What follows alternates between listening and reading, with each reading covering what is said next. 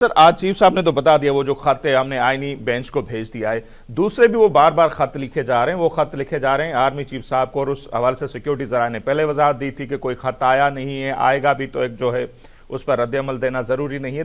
तो ये जो बार बार खत आर्मी चीफ को लिखे जा रहे हैं, इसको आप किस तरह देखते हैं? और क्या हम इनको कहें कि ये ट्रायल हो रहा है हमारे इदारों का? क्योंकि उसमें तो कहा यह जा रहा है कि हुकूमत आप चला रहे हैं, ये जो मौजूदा हुक्मरान है इनका तो कोई बस नहीं चलता, तो आप ही सब कुछ इनके पीछे हैं। तो इन खतूत को आप कैसे देखते हैं?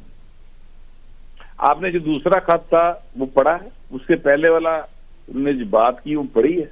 जी, उन्होंने एक ही शिकायत की है, वो शिकायत के लगा रहे कि जो कर्नल साहब हैं, ये अडेला जेल को जो देख रहे हैं, ये मेरे और मेरी बीवी के दरमियान जो है कैदू बने हुए हैं, ये मेरी बीवी से तन्हाई में मुलाकात नहीं करवाते। ये उनका टोटल शिकवा है। तो लिहाजा बहुत आसान हल है कि बुशरा बीबी और इमरान खान को एक सेल में इकट्ठा कर दें, वहां पे देसी मुर्गी भी दे दे, वहां पर उनको खाने पीने का सामान जो है वो सारा किचन साथ ही बना हुआ है, वो उनको दे दें। वो दोवें जी आपस खेड़ते खूड़ते रहेंगे, नाल खाते पीते रहेंगे, खुश रहेंगे, इमरान खान के शिकवे खत्म हो जाएंगे। बस बात इतनी। आप उसके खत पढ़ के देख लें, वो दोनों खतूत में असल शिकवा ये है कि जनाब वो कर्नल जो है ना वो काली भेड़ है और मेरी बीवी से मुलाकात नहीं करवाता। आप पढ़ के देख लें। नहीं, इसके अलावा भी बहुत सारी चीजें हैं। इलेक्शन में क्या हुआ, 26वीं तरमीम क्या है, मामला पॉलिसी क्या है, खलीज बढ़ रहा है फौज के दरमियान और इदारों के दरमियान। अरे बाबा, वो बातें हैं जो वो आपको पता है, वो जब क्लासिकल होता है गुलकार, जब को गजल गाने लगता है तो उससे पहले वो मुख्तलिफ राग और रागनियां छेड़ता है, वो उसकी आदत का हिस्सा होती है जी। ठीक है, तो वो माहौल बनाने के लिए कर रहा है, सब किस्म की जो है आपको राग सुनाएगा। तो वो असल में अपना जो है ना उसको आदत पड़ी होती है करने की। आम आदमी को तो वो राग समझ नहीं आ रहे होते ना, सही। तो वो अपनी आदत से मजबूर होकर वो कर रहा होता है। तो असल बात तो वो होती है जब वो शेर पढ़ता है किसी शायर का, वो आम आदमी को समझ आती है। तो ये जितनी बातें वो कह रहे हैं 8 फरवरी और जनाब 26 नवंबर और 9 मई, ये तो वो राग है जो इमरान खान ने मुसलसल जो है ना उसने इजाद की है और वो गा रहा है।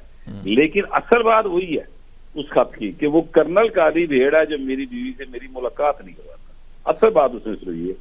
नहीं, एक बात दूसरी भी है जिसका आज आपने अपने व्लॉग में भी जिक्र किया कि वो इतराफ भी कर रहे हैं कि आप ही हमें फाइलें दिखाते थे कि ये करप्ट है, ये हैं, आज उनके साथ आप जाके मिल गए। तो ये शिकवा भी तो है ना खान साहब। ये वही बातें हैं जो इमरान रियाज खान किया करता था। आप याद कीजिए, उनकी तकरीर मौजूद है जी, रिकॉर्ड के ऊपर है। बिल्कुल। तो अब आप अंदाजा लगा लेना कि इमरान रियाज खान की जो थिंकिंग आज से 1.5 साल 2 साल पहले थी, इमरान खान की अब है वो।